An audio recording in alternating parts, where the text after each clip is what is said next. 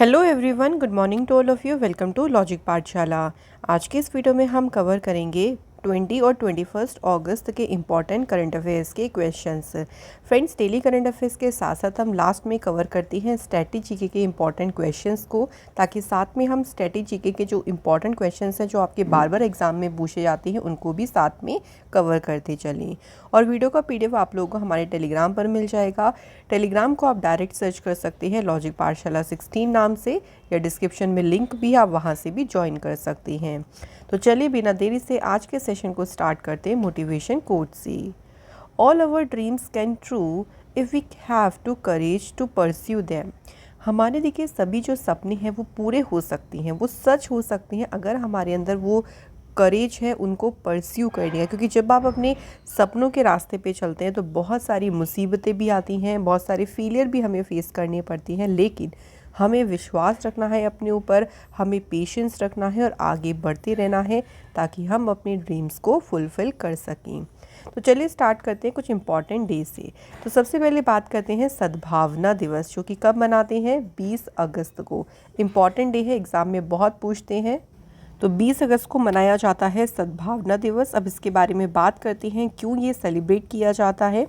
तो सद्भावना दिवस ये जो दिन है ये कमेमोरेट करता है birth anniversary of former prime minister Rajiv Gandhi ji की।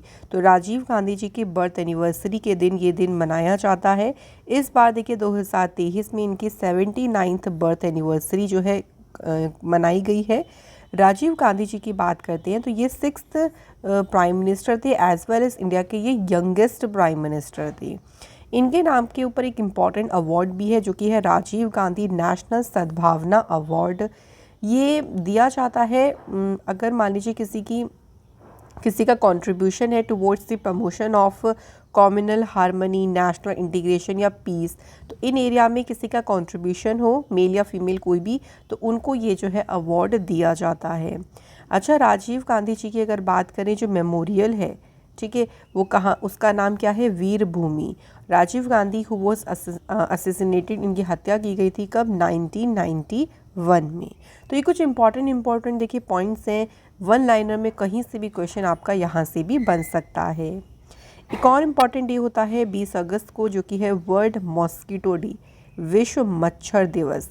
ये भी 20 अगस्त को मनाते हैं। इसमें फीमेल जो मॉस्किटो है जिसकी वजह से डिसीज़ होता है, देखिए उसके बारे में अवेयरनेस इस दिन जो है फैलाई जाती है। ये दिन ऑनर करता है 1897 में British doctor sir Ronald Ross ने जो ग्राउंड ब्रेकिंग डिस्कवरी की थी उसी का ही सम्मान करता है ये दिन। और डिस्कवरी क्या की गई थी इन्होंने कि जो फीमेल एनाफिलिस मॉस्किटो है वो एक तरीके से जो मलेरिया है वो फैलाता है। तो मलेरिया किसकी वजह से होता है? फीमेल एनाफिलिस मॉस्किटो की वजह से। और यही खोज की थी सर रोनाल्ड रॉस ने, और इसी दिन को ऑनर किया जाता है विश्व मच्छर दिवस या वर्ल्ड मॉस्किटो डे के रूप में। स्टार्ट करते हैं फ्रेंड्स इंपॉर्टेंट क्वेश्चन से। तो पहला क्वेश्चन देखिए, which country has sign an agreement with the Indian government for sharing the India stake. किस देश ने भारत स्टेक साझा करने के लिए भारत सरकार के साथ एक समझौते पर हस्ताक्षर किए हैं? तो ये भी एग्रीमेंट किया है त्रिनाद एंड टोबैगो कंट्री ने इंडियन गवर्नमेंट के साथ। अब इस इंडिया स्टेक की मदद से ये जो कंट्रीज़ हैं ये डिजिटलाइजेशन की जो सीढ़ी है उस पर बहुत तेज़ी से चढ़ सकते हैं और अपनी इकोनॉमी और अपनी जो गवर्नेंस है उसमें बदलाव, उसमें ट्रांसफॉर्म ला सकते हैं। क्योंकि देखिए डिजिटलाइजेशन से काफ़ी ज़्यादा इफ़ेक्ट पड़ता है इकोनॉमी पे भी, शासन पे भी और अर्थव्यवस्था पे। तो दोनों कंट्रीज़ को इससे काफ़ी ज़्यादा मदद मिलेगी। बात करते हैं कुछ और रिसेंट देखिए जो इंडिया के MOU साइन हुए हैं। जैसे इंडिया और लाओस ने एक MOU साइन किया था 5 क्विक इम्पैक्ट प्रोजेक्ट पे, किस किस सेक्टर में लेके? Education, health, water facility and IT। India और अर्जेंटीना ने साइन किया था MOU for bilateral exchange of young researchers field में। इंडिया और श्रीलंका के बीच में जो MOU साइन हुआ था वो रिन्यूएबल एनर्जी के फील्ड में हुआ था। और इंडिया और सिंगापुर ने जो MOU साइन किया था वो था पब्लिक एडमिनिस्ट्रेशन में सहयोग के लिए। तो किस किस कंट्री के साथ में इंडिया के एग्रीमेंट हो रही हैं, अक्सर एग्जाम में क्वेश्चन भी देखने को मिल सकता है। चलिए फ्रेंड्स नेक्स्ट क्वेश्चन पे बढ़ते हैं। अगला क्वेश्चन है, union health minister doctor Mansukh Mandaviya has inaugurated India's first medical technology expo India medtech expo 2023 in which city. ये देखिए भारत का पहला मेडिकल एक्सपो है जिसको नाम दिया है इंडिया मेडटेक एक्सपो। अब देखो क्वेश्चन में ही क्वेश्चन क्या छुपा है कि इसको इनॉग्रेट किसने किया, तो इसको देखिए इनॉग्रेट किया है मनसुख मांडविया जी ने, तो ये क्वेश्चन ध्यान रखिएगा। अब दूसरी बात कि ये किस शहर में इसका उद्घाटन किया गया, तो गांधीनगर गुजरात में जो है इसका उद्घाटन किया गया है। ये जो मेडटेक एक्सपो है ये भारत को जो आत्मनिर्भर बनाने के लिए पीएम मोदी जी का जो विज़न है उसी से ही ये इंस्पायर है। इंडिया को रिकॉग्नाइज किया जाता है as the pharmacy of the world के रूप में, और ये टाइम है इंडिया जो कि मेडिकल डिवाइस सेक्टर में लीड ले रहा है and become the leader in the manufacturing of affordable innovative and quality medical devices. तो इंडिया जो है काफ़ी ज़्यादा लीड इसमें भी ले रहा है कि इंडिया अफोर्डेबल बहुत ही एकदम सही रेट पे क्वालिटी मेडिकल डिवाइसेस को मैन्युफैक्चर करने में भी भारत जो है वो आगे बढ़ रहा है, और यही टाइम है कि इंडिया इस चीज़ में लीड भी ले सकता है। मनसुख मांडविया जी से रिलेटेड कुछ और इम्पॉर्टेंट न्यूज़ की बात करते हैं, तो न्यू दिल्ली में FAI एनुअल सेमिनार को इन्होंने इनॉग्रेट किया। इसके अलावा ग्लोबल फूड रेगुलेटर समिट ये भी इनॉग्रेट किया मनसुख मांडविया जी ने। मनसुख मांडविया जी ने इनॉग्रेट किया था 12th biennial international exhibition and conference जिसका नाम था इंडिया कैम्प 2022, और इसे इनॉग्रेट किया था न्यू दिल्ली में। नेक्स्ट, आयुर्वेदा आहार के लिए नया लोगो भी इन्होंने लॉन्च किया था, और रक्तदान अमृत महोत्सव इसे लॉन्च किया था मनसुख मांडविया जी ने। Next question, union home minister Amit Shah has planted the 4 crore tree under the all India tree plantation campaign of the ministry of home affairs in which city. केंद्रीय गृह मंत्री अमित शाह ने गृह मंत्रालय के अखिल भारतीय वृक्षारोपण अभियान के तहत किस शहर में 4 करोड़वा पेड़ लगाया है। जो 4th करोड़ पेड़ है ना वो इन्होंने लगाया है किस शहर में, आंसर ग्रेटर नोएडा में। अमित शाह जी ने ऑल्सो देखिए 15 न्यूली कंस्ट्रक्टेड बिल्डिंग्स को इनॉग्रेट किया जिनकी बिल्ड कोस्ट है 165 करोड़, और 8 डिफरेंट कैंपस जो कि CRPF के डिफरेंट कैंपस हैं इन्हें भी इनॉग्रेट किया है अमित शाह जी ने। बात करते हैं फ्रेंड्स अमित शाह जी से रिलेटेड कुछ इंपॉर्टेंट करंट अफेयर्स की, तो देखिए अभी रिसेंट जो है इन्होंने इफ़को नैनो यूरिया प्लांट जो है इसकी आधारशिला रखी। अमित शाह जी ने अहमदाबाद में अक्षर रिवर क्रूज़ को लॉन्च किया। नेक्स्ट याद रखेंगे श्रीनगर में बलिदान स्तंभ इसे इनॉग्रेट या इसकी आधारशिला रखी अमित शाह ने। अमित शाह जी ने अरुणाचल प्रदेश में वाइब्रेंट विलेजेस प्रोग्राम को जो है लॉन्च किया था। गुजरात में लॉर्ड हनुमान जी की 54 फीट टॉल स्टैचू को अनवील किया अमित शाह ने। नेक्स्ट याद रखिएगा अमित शाह जी ने मंड्या जो कर्नाटका है वहाँ पे मेगा डेयरी जो है इसे इनॉग्रेट किया। बॉर्डर सिक्योरिटी फोर्स के लिए प्रहरी एप्लीकेशन को लॉन्च किया किसने, अमित शाह जी ने। तो ये हमें ये न्यूज़ याद रखनी है इनसे रिलेटेड। आते हैं फ्रेंड्स अगले क्वेश्चन पे। क्वेश्चन है, Lok Sabha speaker Om Birla has inaugurated the 9th Commonwealth parliament association India region conference in which city. Lok Sabha जो अध्यक्ष हैं ओम बिरला उन्होंने किस शहर में 9वें राष्ट्रमंडल संसद संघ भारत क्षेत्र सम्मेलन का उद्घाटन किया। तो यहाँ पूछा गया है कि किस शहर में इसका उद्घाटन किया गया, तो आंसर क्या होगा फ्रेंड्स, उदयपुर में जो है इसका उद्घाटन किया गया है इस कॉन्फ्रेंस का। ये 2 दिन की कॉन्फ्रेंस है, इसकी थीम है strengthening democracy and good governance in digital age. अब इसका जो टॉपिक क्या था, तो एक इम्पॉर्टेंट टॉपिक ये था कि डिजिटल एम्पावरमेंट के माध्यम से जो गुड गवर्नेंस है उसको एनकरेज करने के लिए पब्लिक रिप्रेजेंटेटिव्स को और अधिक एफिशिएंट और अधिक कुशल किस तरह से बनाया जाए, ये इसका एक बहुत इम्पॉर्टेंट सब्जेक्ट था इस कॉन्फ्रेंस का। Next question, India's first 3D printed post office built with a robotic printer using 3D printing technology has been opened in which city. ये भारत का देखिए पहला 3D प्रिंटेड डाकघर है और ये किस शहर में खोला गया है? आंसर बेंगलुरु। तो बेंगलुरु शहर में भारत का पहला 3D प्रिंटेड डाकघर खोला गया है। ये जो पोस्ट ऑफिस है इसे कंस्ट्रक्ट किया है कौन सी कंपनी ने? Larsen and turbo limited company ने, जिसमें जो है टेक्निकल गाइडेंस प्रोवाइड की थी IIT मद्रास ने। 3D प्रिंटिंग टेक्नोलॉजी से क्या होगा? देखिए टाइम और कॉस्ट दोनों ही यहाँ पे काफ़ी ज़्यादा सेव होगा, क्योंकि जो हमारा ट्रेडिशनल जो मेथड होता है बिल्डिंग्स को बनाने में, उसमें काफ़ी ज़्यादा समय लगता है, काफ़ी ज़्यादा उसमें कॉस्ट भी लगती है। तो उसका ये बहुत अच्छा ऑल्टरनेटिव सोर्स है 3D printing technology. Next, which state government has launched the भगवान बिरसा मुंडा रोड स्कीम। तो किस राज्य सरकार ने अभी भगवान बिरसा मुंडा सड़क योजना शुरू की? इस योजना को शुरू किया है महाराष्ट्र सरकार ने। इसका उद्देश्य क्या है? देखिए तो स्टेट के जो 17 डिस्ट्रिक्ट्स हैं उन डिस्ट्रिक्ट्स से जो ट्राइबल एरियाज़ हैं उनकी कनेक्टिविटी, रोड कनेक्टिविटी को बढ़ाना, यानी जो ट्राइबल जो आदिवासी क्षेत्र हैं उनको मेन रोड के साथ में कनेक्ट करना, ये इसका उद्देश्य है भगवान बिरसा मुंडा रोड स्कीम का। आते हैं फ्रेंड्स महाराष्ट्र पे। तो महाराष्ट्र की फॉर्मेशन हुई थी 1 मई 1960 को। कैपिटल है मुंबई, गवर्नर है रमेश बैस, चीफ मिनिस्टर है एकनाथ शिंदे। नेशनल पार्क्स में इंपॉर्टेंट है चंदोली, नेगांव, संजय गांधी और तडोबा नेशनल। अब फ्रेंड्स बात करें महाराष्ट्र से कुछ करंट अफेयर्स न्यूज़ की, तो चलिए हम कुछ न्यूज़ को रिवाइज कर लेते हैं। महाराष्ट्र के प्रिजन डिपार्टमेंट ने जो है अभी वीडियो कॉल फैसिलिटी को लॉन्च किया था। महाराष्ट्र सरकार ने मेरी माटी मेरा देश जो कैंपेन है इसे शुरू किया। इंडिया का पहला कार्बन न्यूट्रल विलेज ये डेवलप किया गया है महाराष्ट्र के थाने डिस्ट्रिक्ट में। महाराष्ट्र सरकार ने एक पोर्टल शुरू किया था जो था शासन आपलिया दारी पोर्टल।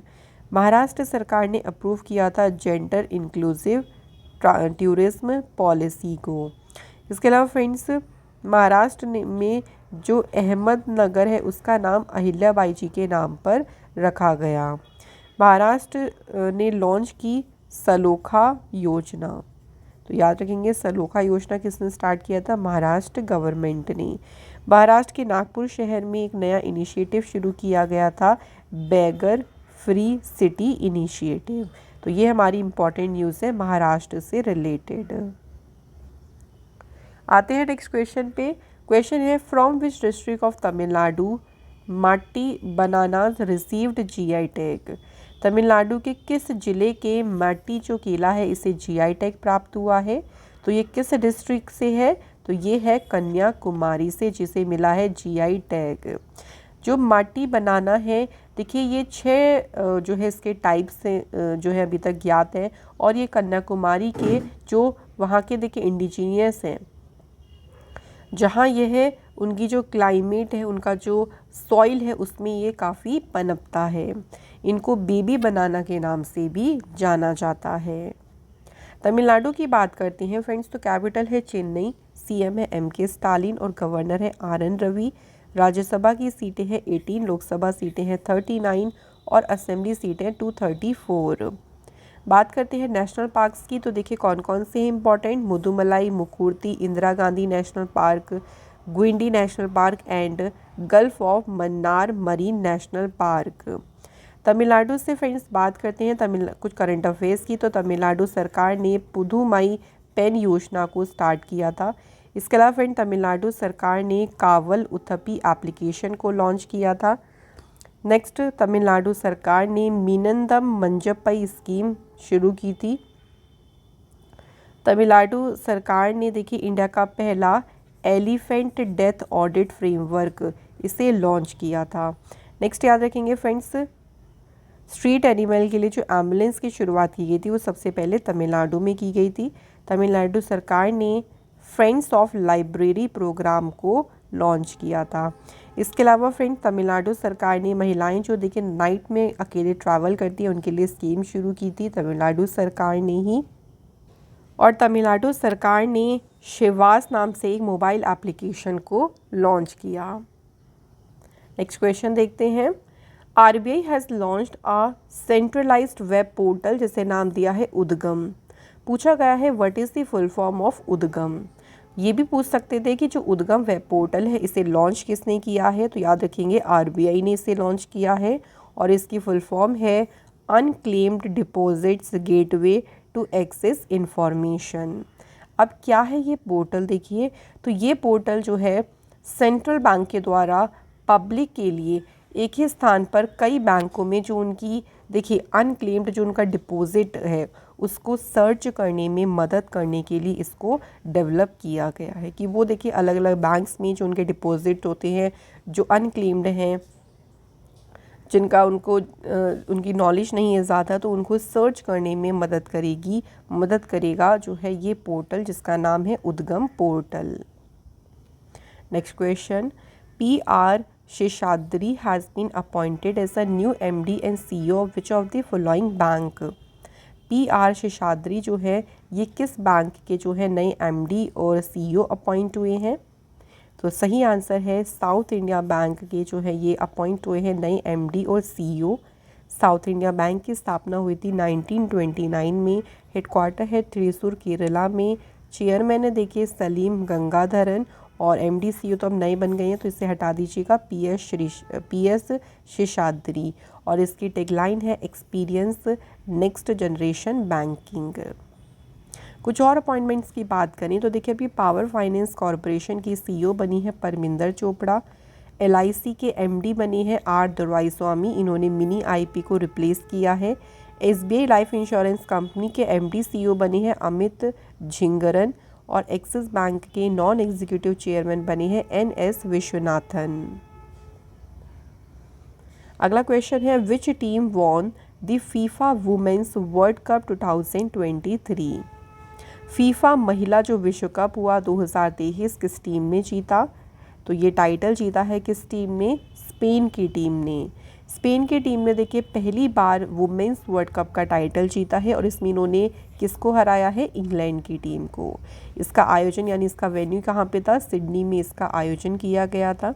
इसमें कुछ अवार्ड्स की बात करें जैसे कि गोल्डन ग्लोब, ये किसे मिला, इंग्लैंड की मैरी ईयर्स को। गोल्डन बूट अवार्ड मिला जापान की हिनाता मियाजावका को, इन्होंने सबसे ज़्यादा जो गोल्स हैं वो जो है टूर्नामेंट में स्कोर किए हैं। गोल्डन बॉल जो है ये अवार्ड मिला है स्पेन की आयतना बुनमाटी को और young player of the tournament का अवार्ड मिला है किसे, सल्मा पेरालुआ को, ये स्पेन की प्लेयर हैं। तो ये इंपॉर्टेंट अवार्ड्स भी देखिए आपके एग्ज़ाम में पूछ सकते हैं।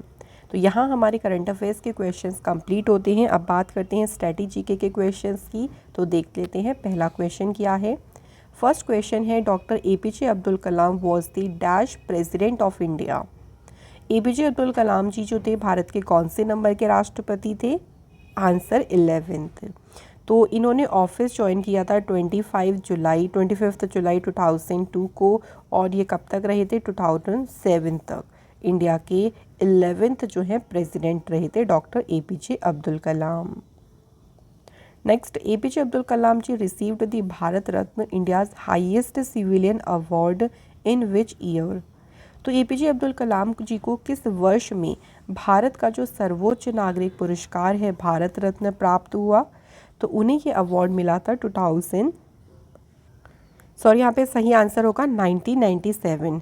तो 1997 में साइंस एंड टेक्नोलॉजी का फील्ड में जो उनका कंट्रीब्यूशन रहा उसके लिए उनको भारत रत्न से सम्मानित किया गया था। Next question, what is the minimum age for holding office in the Lok Sabha. Lok Sabha में पद संभालने की जो न्यूनतम आयु है वो क्या है, तो न्यूनतम जो मिनिमम एज है वो याद रखें कितनी है, 25 years. Next, who decided weather a bill is a money bill और नोट।